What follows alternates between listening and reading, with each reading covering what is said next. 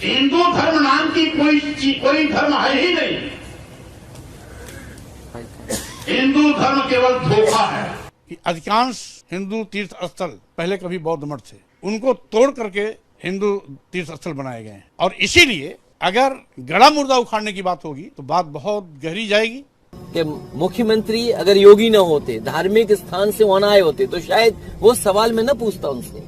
लेकिन क्योंकि वो योगी भी हैं और धार्मिक स्थान से उठ करके सदन में आए हैं, वो बात मैं आपसे नहीं पूछूंगा। मैं ये कहूंगा कि वो चौपाई एक बार हमें पढ़ के सुना दो। क्या आप पढ़ के सुना सकते हो मुझे बता? आजकल के साधु सन्यासियों संतों के पास अपने जप और तप पे भरोसा नहीं है, उनको विश्वास नहीं रह गया, उनको अपने आराधना पर विश्वास नहीं है, इसीलिए साथ देने की हैसियत में नहीं।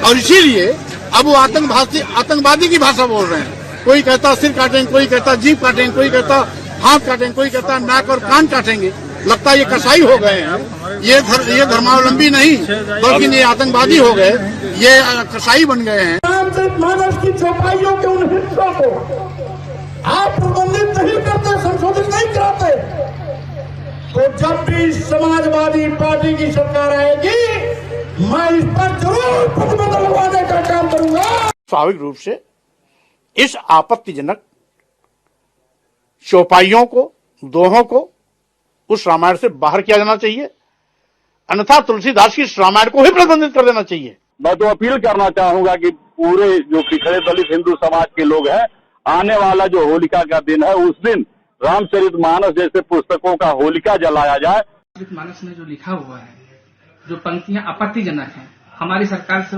मांग है कि उन आपत्तिजनक पंक्तियों को या तो हटा दिया जाए या पूरी तरीके से रामचरितमानस को बैन कर दिया जाए। असल भारत के रहने वाले जो थे वो शूद्र, दलित, द्रविड़, रेड इंडियंस ये थे, जंगलों में रहते थे। सेंट्रल एशिया से लोग आए, उन्होंने ये हिंदू मजहब डेवलप हुआ। देखिए, ज्ञानवापी मस्जिद को जानबूझ करके मसले को उठा रहे हैं। संविधान और सुप्रीम कोर्ट के तमाम फैसले पुराने हैं, जिनको देख करके ये कहा जा सकता है कि इस तरह का विवाद नहीं उठाना चाहिए, इस तरह की चीजें नहीं होनी चाहिए, इस तरह के सर्वे नहीं होने चाहिए। समाजवादी सरकार आएगी तो फिर नाम बदल जाएगा, उसमें क्या है? ये जब तक नाम बदल करके तख्ती पे लिखवाएंगे तब तो सूखेगा नहीं, तब तो सरकार बन जाएगी। मुसलमानों को कमजोर समझ रहे हैं, मुसलमान कमजोर नहीं है इस देश में। 40 करोड़ से ज्यादा इस देश में मुसलमान है। उन्होंने उस वक्त मस्जिद तोड़कर मंदिर बनवा लिया, अब इसको भी तोड़ना चाहते हैं। बहरहाल ऐसा नहीं होने दिया जाएगा। इस सिलसिले में मुसलमान अपनी बहरहाल कुर्बानी देगा और इसको रोकने की कोशिश करेगा। मैं भगवान मानता हूं लेकिन मैं पूजा नहीं करता।